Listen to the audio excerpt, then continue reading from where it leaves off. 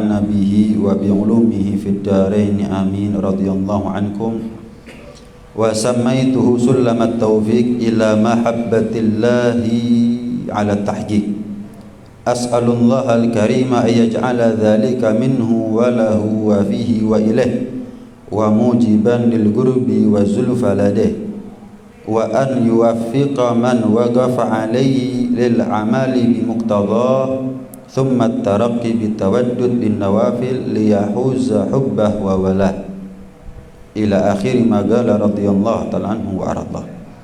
Dan kitab ini disebut atau diberi nama dengan Sulam Taufik, tangga taufik yang bisa mengantarkan kita kepada keridhaan dan cintanya Allah Subhanahu wa taala secara hakiki.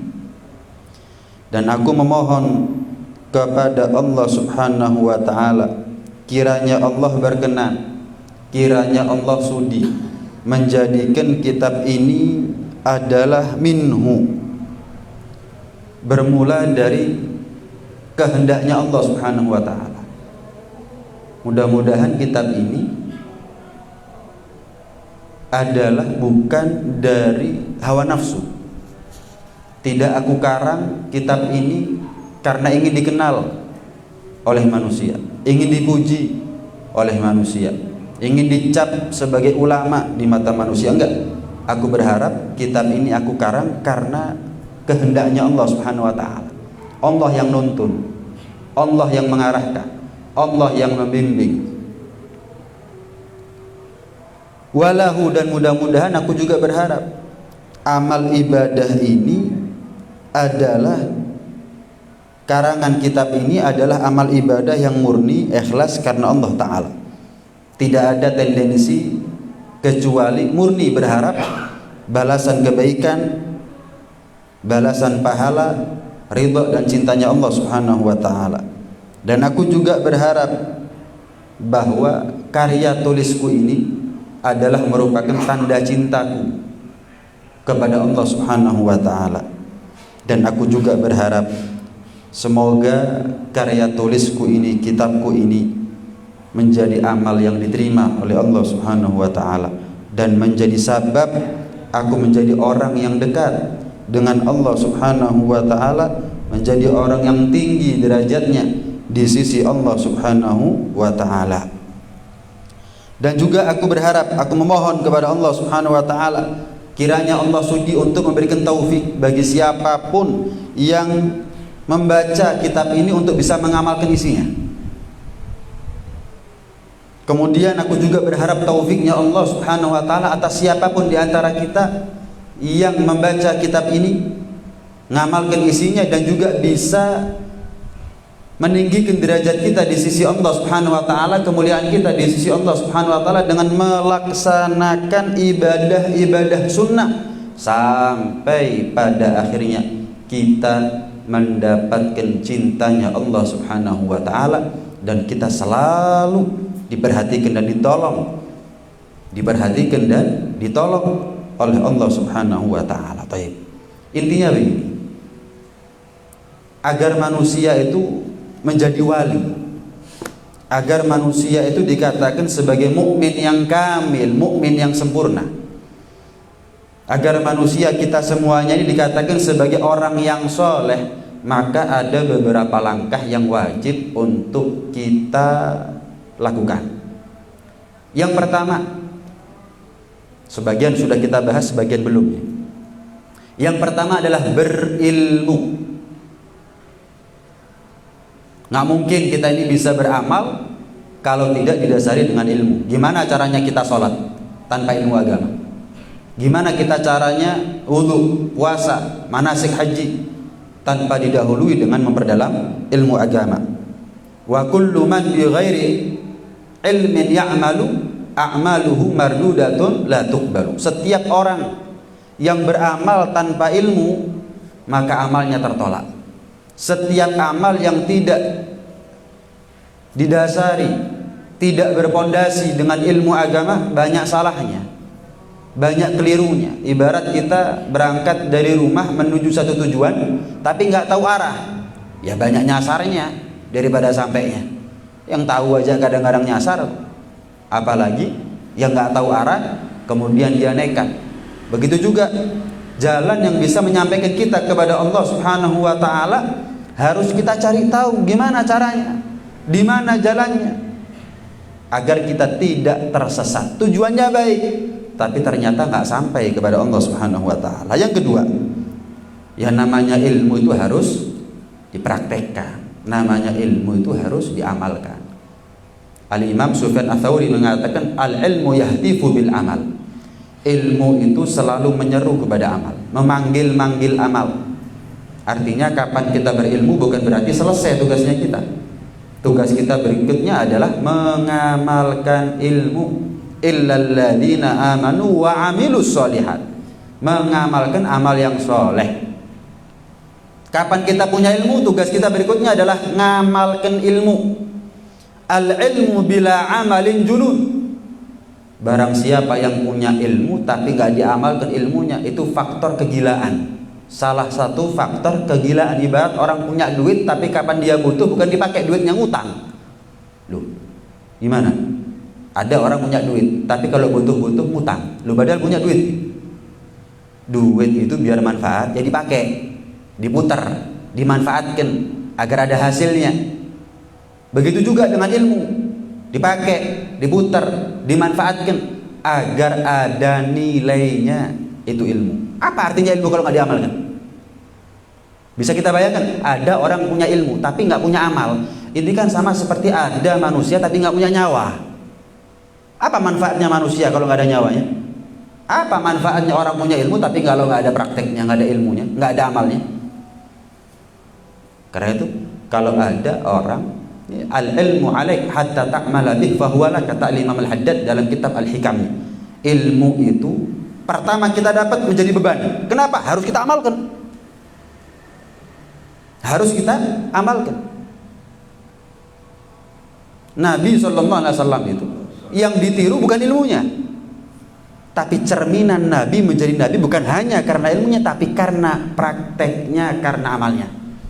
Kita meneladani Nabi bukan dalam hal ilmunya, tapi kita meneladani Nabi dalam amal kesehariannya. Mulai dari beliau sallallahu alaihi wasallam membuka mata sampai beliau sallallahu alaihi wasallam menutup mata. Mulai dari beliau lahir sampai beliau wafat, semua perangai, semua akhlak, semua sifat, semua amal yang ada pada diri pribadi Rasulullah sallallahu alaihi wasallam adalah uswah hasanah, adalah teladan, contoh buat kita semuanya. Kenapa? Ilmunya beliau diamalkan. Lah kalau ada orang punya ilmu nggak diamalkan, yang mau ditiru apanya? Yang mau ditiru apanya? Nggak ada amalnya, ilmunya nggak ada bentuknya gitu. Ilmunya itu nggak ada bentuknya. Orang itu ilmunya berbentuk kalau diamalkan. Wah, orang ini ulama ya. Kenapa? Ilmunya diamalkan. Tapi kalau ada orang ulama, ngakunya ulama tapi nggak diamalkan ilmunya, ulamanya dari mana? Makanya dikatakan innama yakhsyallaha min ibadihi ulama. Yang dikatakan ulama di sisi Allah Subhanahu wa taala bukan sekedar orang yang berilmu, tapi orang yang takut kepada Allah. Kalau kita ngecap seseorang sebagai ulama, belum tentu ulama beneran ya. Tapi kalau Allah Subhanahu wa taala memberikan keputusan fulan adalah ulama, tendensinya Allah adalah amalnya, rasa takutnya dia kepada Allah Subhanahu wa taala. Kalau kita kan enggak, pokoknya pegang mic, duduk di atas kursi, ulama sudah. Pokoknya kalau sudah pakai surban, ulama sudah. Pokoknya kalau pernah mondok, hafal ini, hafal itu, ulama sudah. Apa-apa, itu versinya manusia. Tapi bukan penilaian manusia yang buat kita selamat nanti di akhirat. Penilaian Allah Subhanahu wa taala. Ulama itu yang ngamalkan ilmu. Ulama itu yang ilmunya membuahkan rasa takut kepada Allah Subhanahu wa taala. Yang pertama berilmu, yang kedua ngamalkan ilmu. Dan yang ketiga, kita untuk menjadi orang soleh itu harus mendakwahkan ilmu. Sudah pernah kita bahas. Mendakwahkan ilmu minimal kepada keluarga, suami kepada istri, orang tua kepada anak, kakak kepada adik. Minimal kepada orang-orang yang dominasi mereka di bawah dominasinya kita, pengaruhnya mereka di bawah pengaruhnya kita, atasan kepada bawahan, RT RW kepada anggota keluarganya, dan seterusnya dan seterusnya. Minimal itu, minimal keluarga dah. Kenapa? Dosanya mereka ditanya oleh Allah Subhanahu wa taala. Kalau dosanya orang lain mah kita nggak ditanya. Tapi kalau dosanya istri, suami ditanya. Dosanya anak, orang tua ditanya. Dosanya adik, kakak ditanya. Kenapa? Kumpul satu rumah belasan tahun, kok bisa nggak dakwah kepada adiknya, nggak nuntun, nggak bimbing, nggak ngarahkan adiknya, nggak dakwah kepada adiknya. Ya ayyuhalladzina amanu qu anfusakum wa ahlikum nara. Jaga diri kalian, jaga juga keluarga kalian daripada api neraka. Kita sekarang di masjid.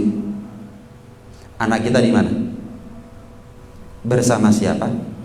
Sedang apa? Ini baru hisab dunia ini.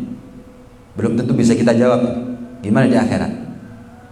Anak umur 7 tahun diajak ke masjid. Bagus. 17 tahun umurnya kapan wajib nggak diajak ke masjid? Aneh.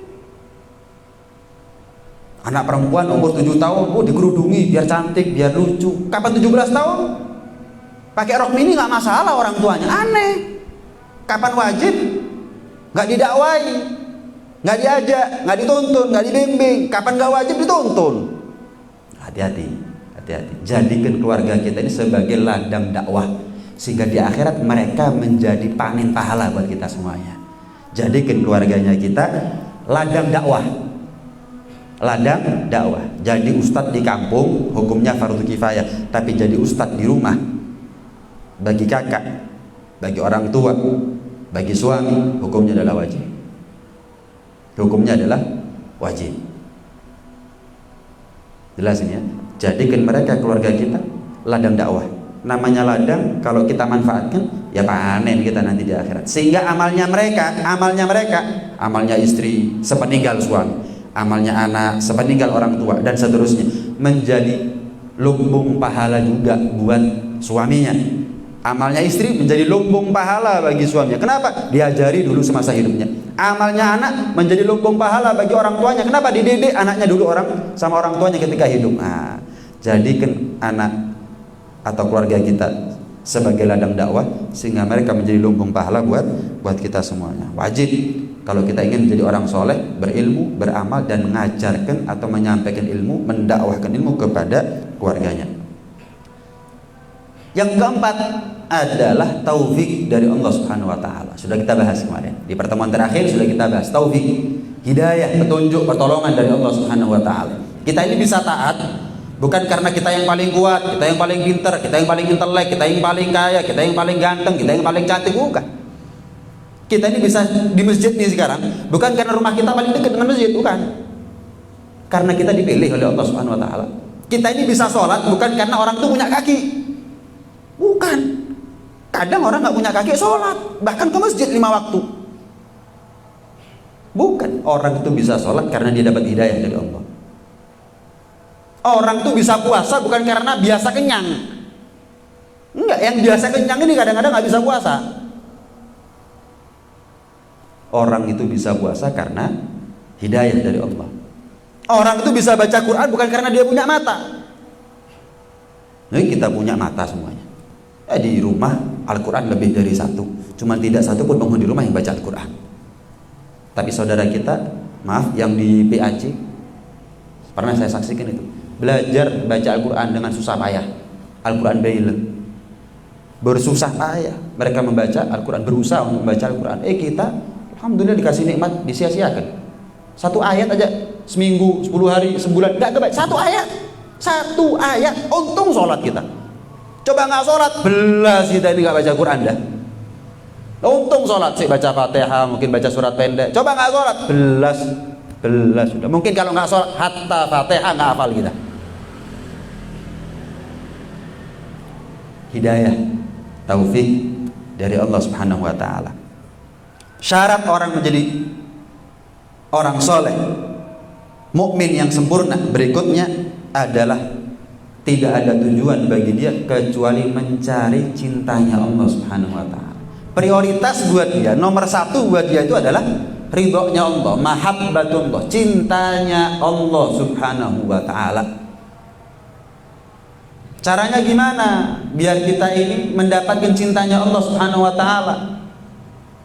Yang pertama, Bisa dengan memperbanyak doanya Nabi Daud.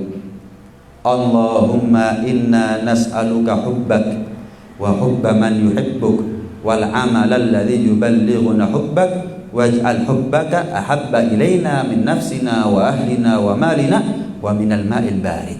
Yang artinya, ya Allah, aku memohon kepadamu cintamu ya Allah.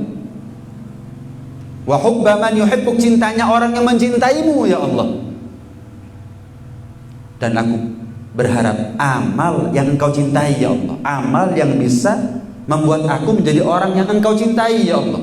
Dan jadikan bagiku cintamu ini lebih aku cintai daripada jiwa raga kami, daripada suami istri kami, daripada orang tua dan anak kami, daripada harta dunia kami. Bahkan lebih aku cintai daripada ketika saya haus berharap yang namanya air yang sejuk. Tetap cintamu lebih aku cintai. Allahumma inna nas'aluka hubbak wa hubba man yuhibbuk wal amala alladhi yuballighuna hubbak waj'al hubbaka ahabba ilaina min nafsina wa ahlina wa malina wa minal ma'il barid. Nabi Daud juga dalam Ihya diceritakan oleh Imam Al-Ghazali radhiyallahu ta'ala anhu mendapatkan perintah dari Allah Subhanahu wa taala, ya Daud, Daud, ahibbani, cintai aku. Allah berfirman kepada Nabi Daud, Daud, cintai aku. Wa ahibba man yuhibbuni, dan cintai orang-orang yang cinta kepadaku. Cintai aku sebagai Tuhan dan cintai mereka yang cinta kepadaku. Cintai mereka semuanya. Kita cinta sama Allah, cinta. Tapi kadang-kadang kita nggak saling cinta satu sama lain. Padahal kita semuanya ini cinta sama Allah Subhanahu wa taala. Seharusnya kalau kita cinta kepada Allah, maka kita cinta dan respect kepada siapapun yang cinta kepada Allah Subhanahu wa taala. Kemudian apa? Wa habibni ila khalqi. Daud, tugas kamu sebagai nabi adalah membuat makhluk-makhlukku semuanya, hamba-hambaku, umatmu, kaummu untuk cinta kepadaku. Cintai aku, cintai orang yang mencintaiku, dan buat orang-orang cinta kepadaku. Nabi Daud tanya, kaifa uhabbibuka ila khalqik ya Rabb? Ya Allah, gimana caranya? Beritahukan kepadaku caranya untuk membuat orang itu bisa cinta kepada engkau. Maka ada dua cara yang Allah sebutkan kepada Nabi Daud. Yang pertama apa? Udhkurni bil husnil jamil. Sebut-sebut aku dengan sebutan-sebutan yang baik. Ya Asmaul Husna itu. Iya. Ya Dzal Jalali wal Ikram, Ya Rahman, Ya Rahim, Ya Rauf, Ya Bar, Ya Tawwab, Ya Ghaffar, Ya Razzaq, Ya Fattah. Sebut aku. Sebut-sebut aku dengan sebutan-sebutan yang baik. Allah itu Maha Pengampun, Allah itu Maha Penerima Taubat, Allah itu Maha Pemberi rezeki. Jabarkan kepada manusia tentang sifat-sifat kebaikanku. Beritahukan kepada mereka tentang bagaimana kebaikanku sebagai Tuhan, wahai Daud. Yang kedua, wa dzakirhum alai, dan ingatkan mereka tentang nikmat-nikmatku. Ahibbuni ahibbullah lima yaghdukum bihi min ni'amih, kata Nabi. Cintai Allah. Apa alasan kita wajib cinta kepada Allah? Lah semua nikmat dari Allah. Kalau ada orang baik sama kita, maka tentu kita akan baik sama dia. Kenapa? Wah, saya banyak ditolong sama dia. Sama Allah, kapan nggak nolong kita? Sebutkan apa yang kita punya yang bukan dari Allah Subhanahu wa taala. Nggak ketemu. Semua yang kita miliki adalah miliknya Allah Subhanahu wa taala. Semua yang ada di tangannya kita, kuasanya kita, semua bermula daripada pemberiannya Allah Subhanahu wa taala. Kenapa enggak cinta kita kepada Allah Subhanahu wa taala? Hayya 'ala shalah ya falah. Kenapa berat?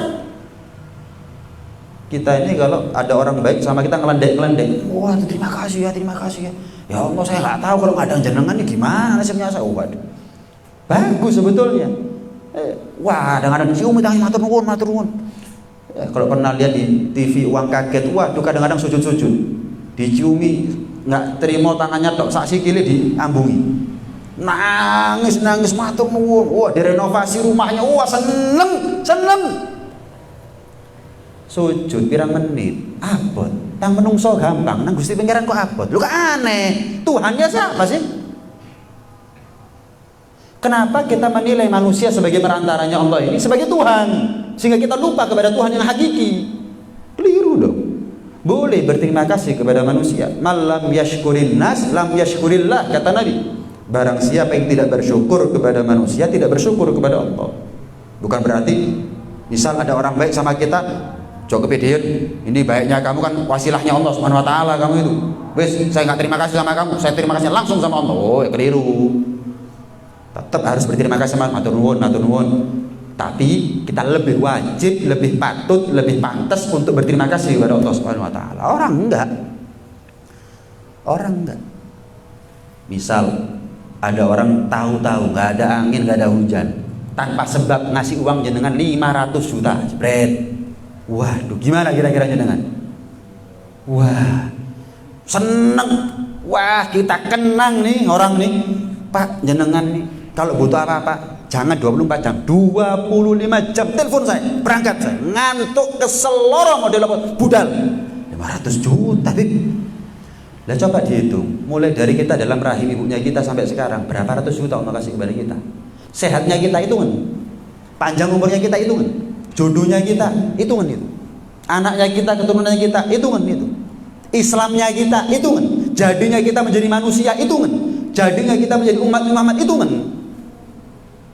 500 juta sama sehat lebih penting mana? Manusia bisa ngasih sehat?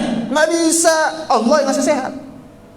Manusia bisa ngasih rumah tangga kita akor? Nggak bisa.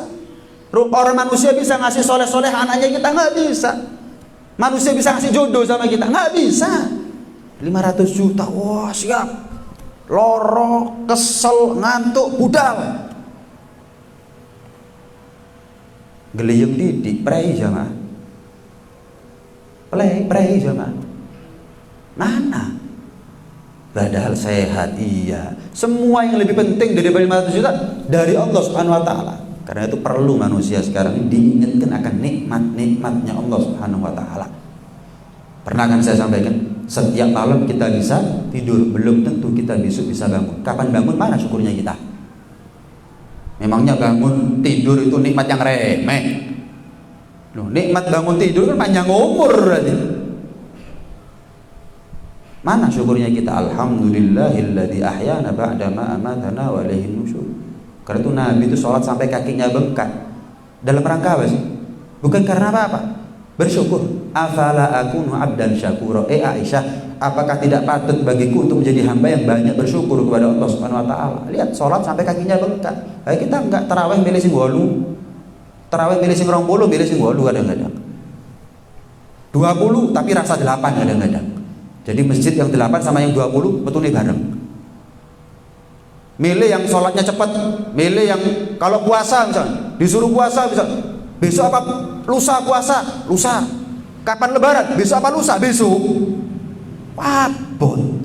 Dalam setahun sudah banyak makan, enak, rezeki lancar. Puasa 1 bulan aja, itu pun makan 2 kali, kadang-kadang lebih. Loh, kok puasanya kita ini kodok makan siang kok. Malah kadang-kadang orang nggak puasa kurus, puasa lembu kadang-kadang orang tambah timbangannya.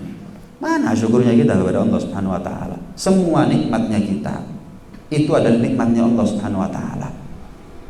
Perlu manusia untuk diingatkan tentang kebaikan-kebaikan Allah Subhanahu wa taala. Agar apa? Fala ya'rifuna minni ilal jamil, sehingga kalau manusia itu Daud ingat tentang kebaikan-kebaikanku, tidak mereka mengenalku kecuali Tuhan yang maha baik. Tidak mereka mengenalku kecuali Tuhan yang maha baik. Misal kita punya anak nih, ada orang baik sama anaknya kita, baik sama anaknya kita. Maka agar anak kita ini tahu berterima kasih kepada orang yang sudah baik sama dia, dieling no terus. Nah, bapak fulan atau ibu fulan baik loh sama kamu, perhatian loh sama kamu. Padahal bukan anaknya nak, padahal dia nggak butuh sama kamu nak, bukan darah dagingnya kamu. Di tengah kesibukan dia masih mau perhatian, peduli sama kamu. Ingat-ingat ya anak ya, ingat-ingat bagaimana baiknya bapak fulan, ibu fulana. Biar apa? Biar ini anak tahu rasanya berterima kasih, tahu caranya berterima kasih kepada orang yang baik sama dia. Sama tugas Nabi Daud. Termasuk kita sebagai orang tua kepada anak. Ngilingno menungso. Kamu ini kok tega sama Allah? Maksiat model begini kamu ini kok tega? Kapan sih Allah pernah jahat sama kamu? Lah kenapa kamu ini membalas air susu dengan air tuba? Allah baik sama kamu, kamu maksiat.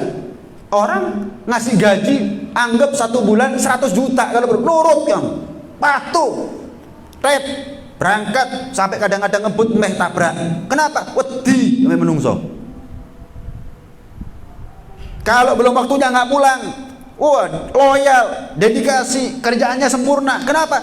Baru gaji 100 juta tiap bulan. Lah coba sebulan berapa rezeki yang sudah Allah kasih kepada kita? Bahkan banyak rezeki yang nggak bisa kita hitung saking mahalnya. Disuruh sholat engkau. Padahal kita ini ya secara hakikat ya, kita ini tidak menuhankan manusia, tapi secara bahasa tubuh kita ini menuhankan manusia. Kalau iman sih enggak, bukan berarti murtad, enggak. Cuman bahasa tubuhnya kita ini menuhankan manusia. Kadang-kadang karyawan disuruh, ya dilarang sholat, manut. Allah nyuruh dia sholat, nggak manut. Ojo sholat, jadi bos, nggak sholat. Coba, lepas kudungnya kalau mau kerja sama saya gaji sekian, manut. Allah perintah, biar kamu selamat dari neraka, masuk ke dalam surga, nurut, pakai kerudungnya, nggak manut. Disuruh apa aja sama manusia, pokok gaji gede, budal. Disuruh apa aja sama Allah, walaupun janjinya surga, gak budal. Ini yang salah ini Allah manusia sih? Yang dolim ini Allah manusia. Ya Allah, kita ini kapan syukur sama Allah? Allah gak wajib ngasih surga sama kita. Namanya kita dikasih nikmat, berterima kasih, selesai. Gak ada kewajiban Allah ngasih apa-apa kepada kita. Tapi enggak, kita dikasih nikmat, berterima kasih, dikasih surga. Ya apa sih? Kurang apa Allah sama kita? Karena itu dakwah kita ini, sampaikan kepada siapapun yang kita bisa dakwah kepada mereka. Ya nggak semua orang bisa kita dakwai, tapi kan ada orang yang bisa kita dakwai. Ojo digebiar uya, dianggap semua orang ini yang kita kenal, wah gak iso dakwai, tidak bisa. Wa tawasau bil haq wa tawasau bis sabr, jadi mentah kalau begitu. Ada, sampaikan, ingatkan dengan cara yang baik. Kamu ini kok tega maksiat? Allah kurang apa sama kamu? Coba kalau saya baik sama kamu, pasti saya nyuruh apa aja sama kamu, nurut. Kenapa Allah kamu nggak turut? Ingatkan, agar mereka tahu, kenal kepada Tuhannya. Nggak ada satupun celak yang ada pada diri Allah Subhanahu wa Ta'ala. Kemudian syarat berikutnya agar kita menjadi orang soleh, ya, berilmu, beramal, kemudian dakwah, kemudian taufik, kemudian nggak ada yang dia cari kecuali ridhonya Allah Subhanahu Wa Taala, cintanya Allah adalah prioritas. Dan yang keenam adalah ikhlas dalam beramal. Ikhlas dalam beramal. Ajallu ma nazala minas sama at-taufik. Paling mulianya sesuatu yang turun dari langit, taufik. Tapi paling mulianya sesuatu yang naik ke atas langit itu adalah al-ikhlas. Allah berfirman dalam Al-Quran, kullu syai'in halikun illa wajhah. Segala sesuatu itu bisa hancur kecuali Allah. Dalam tafsir yang lain, segala sesuatu itu bisa hancur, sirna, hilang, nggak ada sisa kecuali satu. Apa? Ma umila li ajlillah. Amal yang dikarenakan karena Allah, fatawabuhu baqin, maka pahalanya abadi. Amal apapun, ketaatan apapun, ibadah, amal soleh apapun, asal karena Allah, abadi nilai pahalanya. Nih, sekarang kita duduk sih, kita belajar asal ikhlas. Saya ngajar asal ikhlas. Kita semuanya ini mendapatkan pahala dari Allah Subhanahu Wa Taala. Luar biasa pahalanya. Kapan kita bisa merasakan keuntungan dari pahalanya kita? Matinya kita adalah awal daripada kita bisa merasakan secara nyata dan real hasil daripada ibadahnya kita sekarang. Beda sama dunia, Pak, Bu. Beda sama dunia. Matinya kita adalah akhir dari segalanya. Kumpul-kumpul no. Belum sempat nikmat, ngumpul no 1 tahun, baru menikmati 10 tahun, mati. Kadang-kadang ngumpul lo 9 tahun, ya sampai mati nggak ngumpul-ngumpul dunia nih. Coba kita ini duduk seperti ini. Saya mau tanya, duduk seperti ini dengan janji pahala sama kerja 8 jam dengan janji rezeki, yang lebih enteng yang mana? Duduk seperti ini lebih enteng daripada kerja 8 jam. Pertanyaannya, kerja 8 jam istiqomah, panas kepanasan, udan-udan, dilok bos, nggih, yang mangkel tapi yang nurut sih. Duduk begini, siapa yang marahin kita? Keluar modal kita, orang kerja keluar modal. Berapa lama kita? Keringetan. Kalau di luar hujan-hujanan kita. Kalau di luar kepanasan kita. Janjinya pahala. Rezeki yang kita cari 8 jam sama pahala yang kita cari nggak sampai 1 jam. Yang lebih penting yang mana? Yang 8 jam hasilnya nggak terlalu penting kita cari. Kapan kita mati kita tinggal kita cari. Kapan pahala yang kapan kita mati justru pertama kali kita gak digoda iblis. Nih, pentingnya ilmu nih. Alarm nih buat kita ini. Alarm.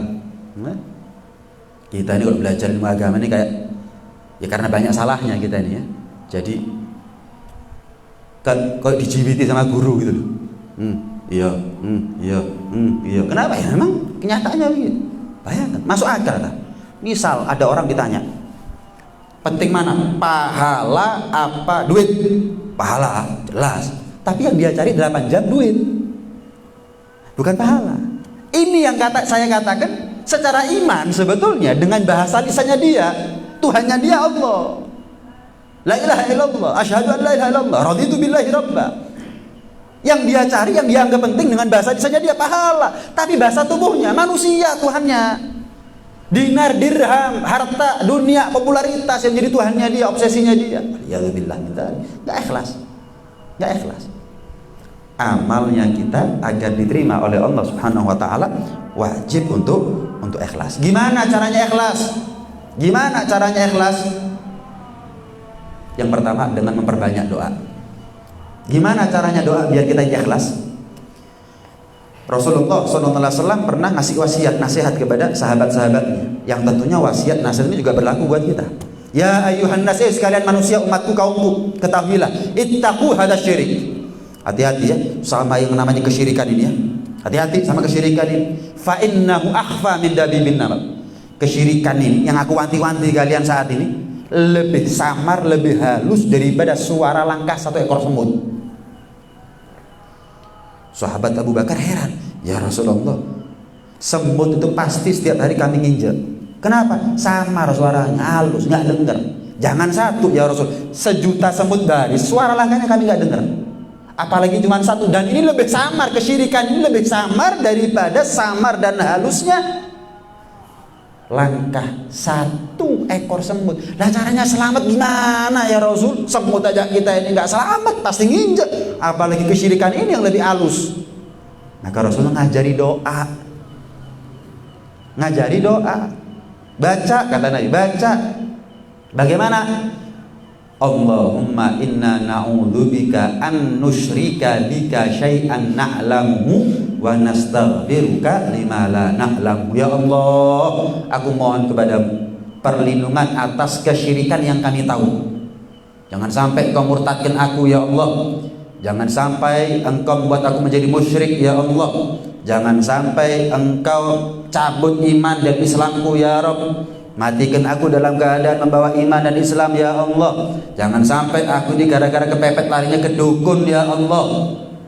Jangan sampai gara-gara saya kepepet nyembah ini nyembah itu ya Allah. Nggak ada Tuhan kecuali Engkau ya Allah. Doa, ya Allah lindungi aku dari kesyirikan yang jelas yang kami tahu, dan ampuni aku atas kesyirikan yang tidak kami tahu. Halus, samar soalnya, samar soalnya. Kalau jadi gori ketika acara, wow khusyuk bacaannya, merdu, enak. Oh begitu baca Quran di rumah, fals suaranya. Kenapa? Karena uang. Kenapa? Gak dibayar. Kenapa? Karena amplop. Jelas ini, bukan karena Allah Subhanahu wa taala. Ya Allah, lindungi aku dari perbuatan kesyirikan yang nyata, yang jelas, yang kami tahu, dan ampuni ya Allah kalau ada kesyirikan-kesyirikan yang kami nggak tahu. Bukan kesyirikan ini maksud syirik murtad, bukan, tapi yang dimaksud adalah riya, pamer amal bukan karena Allah subhanahu wa ta'ala. Dalam riwayat yang lain Rasul juga ngajarkan doa kepada kita, Allahumma ij'al sarirati khairan min alaniyati waj'al alaniyati sholihah. Ya Allah, jadikan batinku lebih baik daripada zahirku dan jadikan zahirku juga baik ya Allah. Allahumma ij'al sarirati khairan min alaniyati waj'al alaniyati sholihah. Ya. Ini gimana caranya ngamalkan, Bib? Kalau nggak apal, Bib. Jenengan kalau ada orang punya utang sama jenengan, dicatat nggak? Cuk sampai lali. Kalau perlu 100 rupiah dicatat. Kenapa? Nagih soalnya. Sama ilmu itu kalau nggak dicatat jadi abab. Ilmu itu kalau nggak dicatat jadi abab. Nggak lebih daripada itu. Tapi kalau dicatat jadi simpanan. Utang nggak dicatat lali, dicatat, bisa tertagih. Utang kalau ada hitam di atas putih bisa tertagih. Sama ilmu juga begitu. Berat buat kita untuk mengamalkan doanya Nabi. Jangan pergi ke dokter nggak dikasih resep, protes nggak?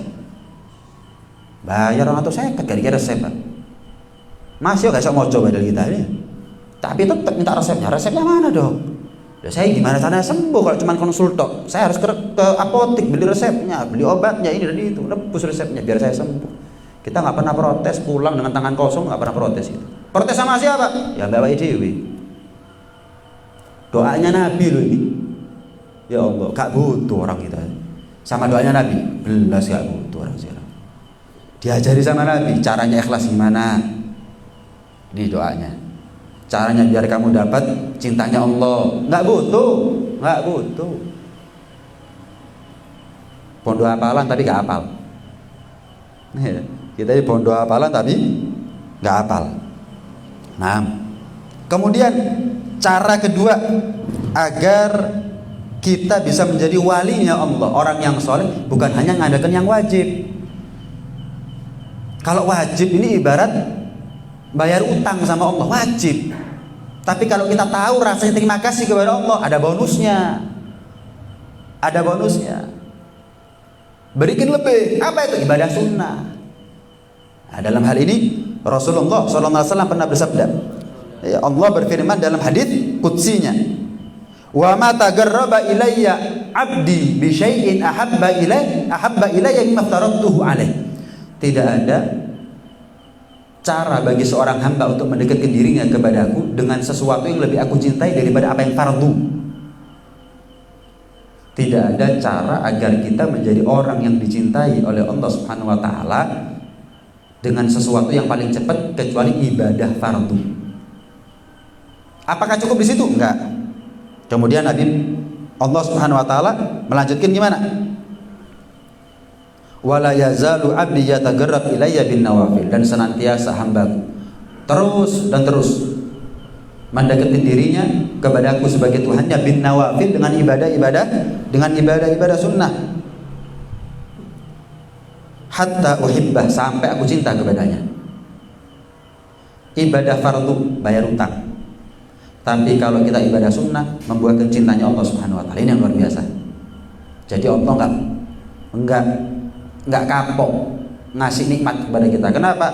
Fardunya dilaksanakan, kemudian sunnahnya juga dikerjakan. Kalau sudah Allah itu cinta kepada kita, maka telinganya kita dijaga oleh Allah, matanya kita dijaga oleh Allah, lisannya kita dijaga oleh Allah Subhanahu wa taala, dan minta apa dikasih. Minta perlindungan dilindungi oleh Allah Subhanahu wa taala. Makanya wali itu punya karomah. Dungo dadi. Kenapa? Enggak ngadakan yang wajib, enggak ngadakan yang fardu. Kita ini tidak menutup kemungkinan yang membuat kita selamat nanti di akhirat adalah ibadah sunnah. Kenapa? Ibadah wajibnya kita lantaran terpaksa. Tapi kalau sunnah enggak ada resiko dosa. nggak ada resiko neraka. Allah nggak marah kalau kita nggak melaksanakan ibadah sunnah, kok tetap dilakoni. Nah, ikhlas berarti. Nah, murni karena Allah ini. La surga wala neraka ini berarti. Ini ibadah ditunggu-tunggu sama Allah Subhanahu wa taala. Kalau ibadah wajibnya kita subuh waktu, ya sholat, tapi antara takbir sama kelangopan lebih banyak kelangopannya daripada takbirnya. Fatihah, wah, Allah, assalamualaikum, Duhur, waduh, capek, nggak dari hati. Tapi ibadah sunnah, loh kok? Kalau nggak ngamalkan ibadah sunnah, neraka, dosa, fatal, beresiko. Enggak, kok dilakoni? Hah? Berarti bukan karena surga karena neraka itu. Bukan karena surga karena neraka. Kalau kita ibadah wajib mungkin kuat dan nenek rokok soalnya. Kayak apa, Bib? Gak sholat rokok. Nah, bukan karena Allah masih. Tapi ibadah sunnah ya karena Allah. Kenapa? Lo gak dilakoni, nggak masuk neraka kok. Murni karena Allah. Itu mungkin menyelamatkan kita. Itu mungkin menyelamatkan kita. Karena itu patut buat kita untuk mengantisipasi ibadah wajibnya kita dengan ibadah sunnah. Double di backup, di cover dengan apa? Ibadah sunnah. Ya sholatnya, ya puasanya, ya zakatnya, semuanya. Ibadah sunnah. Kenapa? Mungkin sholat wajibnya saya nggak diterima, sholat sunnahnya saya diterima.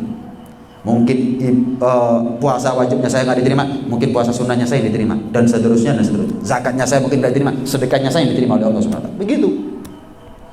Sehingga kalau begitu, jangkep kita ketemu sama Allah punya bekal yang jangkep. Wajib dilaksanakan. Kalaupun ada yang kurang, disempurnakan dengan ibadah sunnahnya kita. Yang wajib belum tentu diterima oleh Allah, ibadah sunnahnya kita murni karena Allah. Masa nggak diterima sama Allah Subhanahu Wa Taala? Nah, kalau sudah kita laksanakan ini semuanya, kita menjadi orang yang mukmin kamil, punya iman sempurna, menjadi walinya Allah, menjadi orang yang soleh, doanya mustajab, dan selalu dalam perlindungan proteksinya Allah Subhanahu Wa Taala. Mudah-mudahan Allah panjangkan umur kita dalam keadaan sehat walafiat, dalam keadaan taat kepada Allah, patuh kepada Rasulullah, dan mudah-mudahan Allah jadikan kita semuanya menjadi orang-orang yang soleh, solehah, sehingga kita sebagai orang tua kapan menjadi orang tua yang soleh, solehah, pantas kita punya anak yang soleh, solehah. Kapan kita menjadi suami yang soleh, pantas kalau kita ini punya istri yang soleh, begitu juga sebaliknya. Amin ya rabbal alamin. Mungkin ada yang mau ditanyakan? Lama kita nggak ada tanya jawab, barangkali 1 maksimal 2 pertanyaan kalau ada.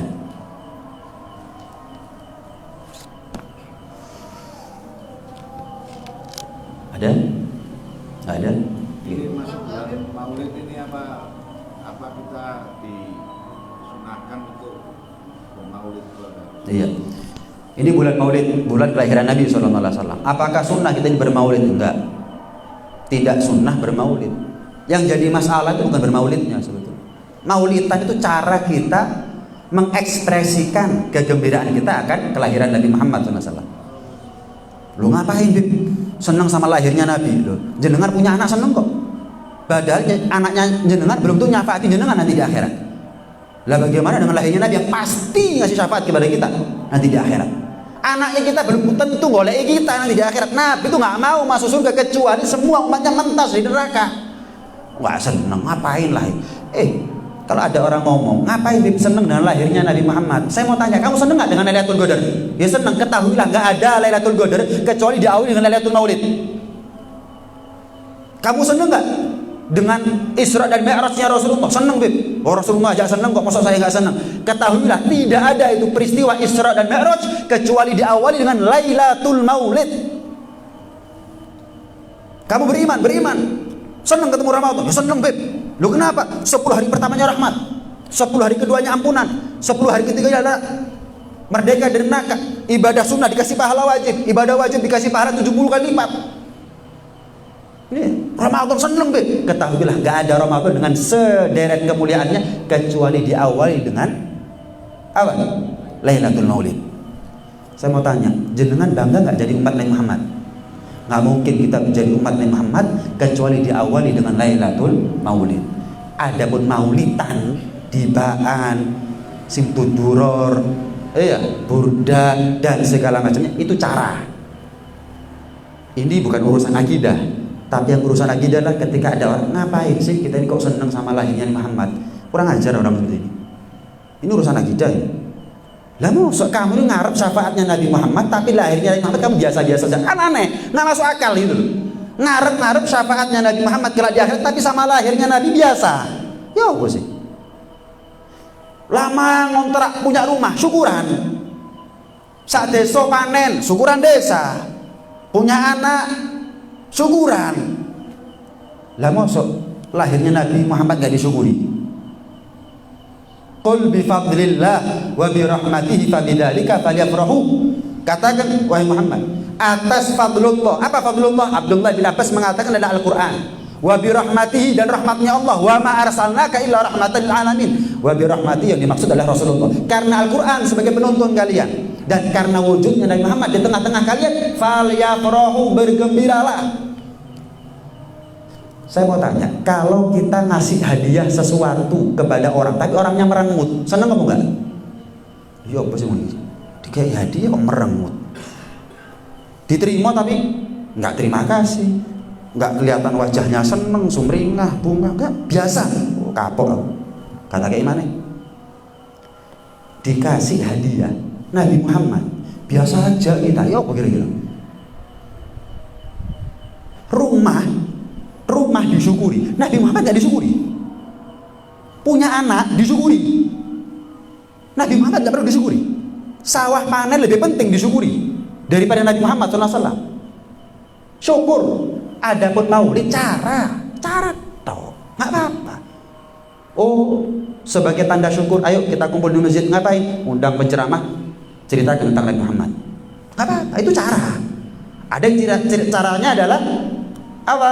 Bermaulid. Kenapa? Mempelajari kisah-kisah Nabi Muhammad mulai dari beliau lahir sampai beliau wafat. Loh, maulid itu nggak ada di zamannya Nabi. Yang muji Nabi ada. Lah maulid itu muji Nabi. Maulid itu nggak ada di zaman Nabi, tapi yang muji Nabi sahabat banyak. Hasan bin Thabit misalkan, wa ajmalu minka lam taragabtu ainu wa ahsanu minka lam talidin nisa'u khuliqta mubarra'an min kulli aibin ka'annaka qad khuliqta kama tasha'u. Yang lebih indah darimu ya Rasulullah tidak pernah mata ini memandang. Yang lebih mulia darimu ya Rasulullah tidak pernah seorang ibu pernah melahirkan. Engkau tercipta terbebas dari segala kekurangan. Engkau tercipta seolah-olah engkau tercipta sesuai dengan kehendakmu sendiri. Siapa yang ngomong? Hasan bin Thabit di depan Rasulullah SAW. Pujian, ya maulid.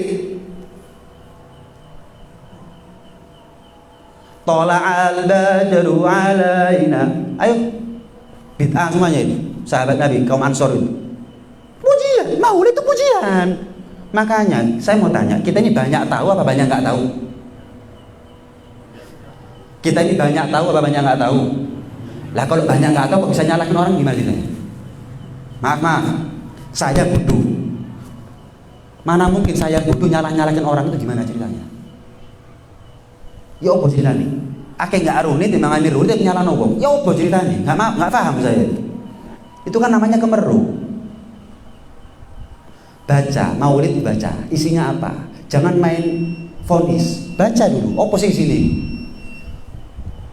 Masuk nggak tahu, nggak pernah baca maulid isinya apa?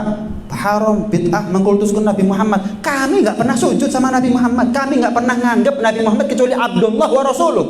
Kok kami dikatakan? Berarti kalau ada acara maulid yang datang ribuan, berarti ribuan orang itu murtad semuanya, gitu kan maksudnya? Halal darahnya semuanya. Ayo, apa nggak tambah ajur gini gara model kena uang model kayak gini?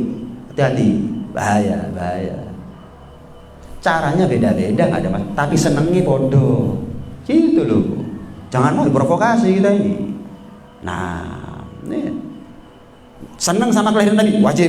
Maulid la wajib wala sunnah wala apa. Cuman kalau kita amalkan, ya itulah caranya kita. Yang pasti setiap kita bermaulid ada pahalanya sendiri-sendiri. Kenapa? Kita baca Al-Quran di situ, kita memuji Nabi, membahas sejarahnya Nabi. Semakin kenal, semakin cinta kita sama Nabi, bersolawat kepada Nabi, kemudian berdoa dengan kemuliaan Nabi dan seterusnya. Oh, pahala semuanya. Maulidnya sih enggak, tapi kalau kita teliti satu-satu, ya pahala semuanya. Ya. Nah, jadi maulidnya bukan ibadah, tapi isinya ibadah. Itu. Terakhir mungkin.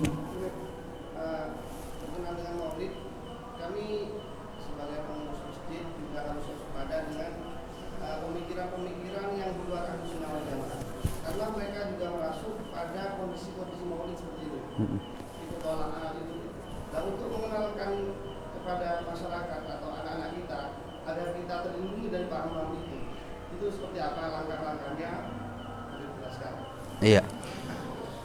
Kadang-kadang mungkin orang-orang di luar Ahlus Sunnah wal Jamaah nggak tahu ya, kita nggak boleh suudzon sama orang ya. Kecuali kita tahu backgroundnya. Yang jelas ikut bid maulid bid, qiyam ikut qiyam, tola al badru bid. Ya. Pertama, dulu kan husnudzon. Yang kedua bukan berarti husnudzon terus percaya total. Waspada boleh, tapi hati-hati jangan sampai waspada itu menjurus kepada suudzon. Hati-hati, gorotok ya, itu suudzon itu. Tapi kita hati-hati, waspada, itu nggak ada masalah. Tapi kalau sudah vonis, nah itu namanya suudzon. Yang ketiga ada pun untuk remas masjid biar nggak katut, misal. Atau putra putri kita, anak-anak kita biar nggak katut, ya mereka kenalkan kepada guru-guru yang Ahlus Sunnah wal Jamaah. Kalau mereka punya ilmu dari sanad yang benar, ya otomatis benteng diri mereka, benteng akidah mereka terbentuk dengan sendirinya. Oke gak bodoh, oh ini benci sama ahli bait Nabi, oh ini benci sama sahabat Nabi, terbentuk dengan sendirinya. Gak ada yang paling urgent untuk anak-anak kita dalam urusan kita kecuali ilmu agama. Nah, cuman ilmu agama jangan sampai sembarangan. Kita arahkan anak kita untuk belajar, cek akidahnya bener apa enggak, sangat ilmunya sampai kepada Rasulullah atau enggak. Jangan-jangan dari YouTube, jangan-jangan dari Google, jangan-jangan orang sekarang ini pondok YouTube mengulamakan diri ya ini. Sampai kadang-kadang saya diceramah kayak ketok bodoh nih. Oh, roh aku DWA. Oh, saya denger di Google. Kayak bodoh saya kadang-kadang. Oh, kok Google iki APP iki.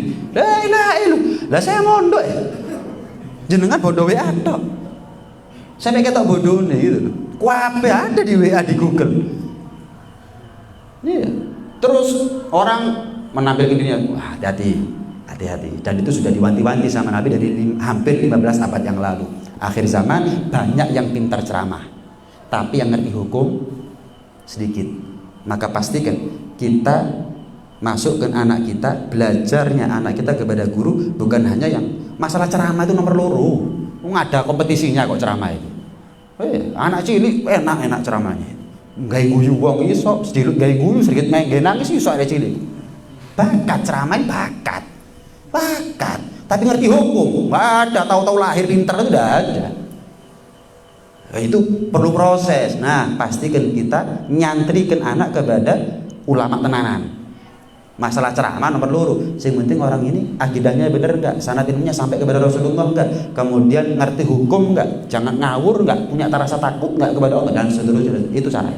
Kalau sudah begitu, yang kedua jauhkan dari lingkungan yang enggak baik. Dikasih ilmu agama, tapi kumpulnya sama orang enggak baik, hati-hati. Anaknya kita kumpul 40 hari sama ahli Quran, belum tentu ahli Quran anaknya kita. Tapi 4 hari aja kumpul sama tukang misuan anaknya kita. Punya sawah, disiram, dikasih pupuk, tapi dimakan tikus dibiarkan, diserang hama dibiarkan, ya gagal. Harus dilindungi, diproteksi. Dengan cara apa? Bikinkan orang-orangan. Kenapa? Biar nggak dimakan burung, misalnya dan seterusnya. Itu sudah. Kasih ilmu agama, belajar kepada ulama yang tepat, tapi kumpulan siapa ya harus dijaga. Itu beberapa cara daripada untuk melindungi akidah putra putri kita. Mudah-mudahan dijaga iman Islam kita, dijaga akidah kita semuanya. Mudah-mudahan kita semua dijadikan orang-orang yang ukhuwah, daripada orang-orang yang punya rasa persaudaraan itu sama lain. Amin ya rabbal alamin. Rabbana anfa'na bima 'allamtana.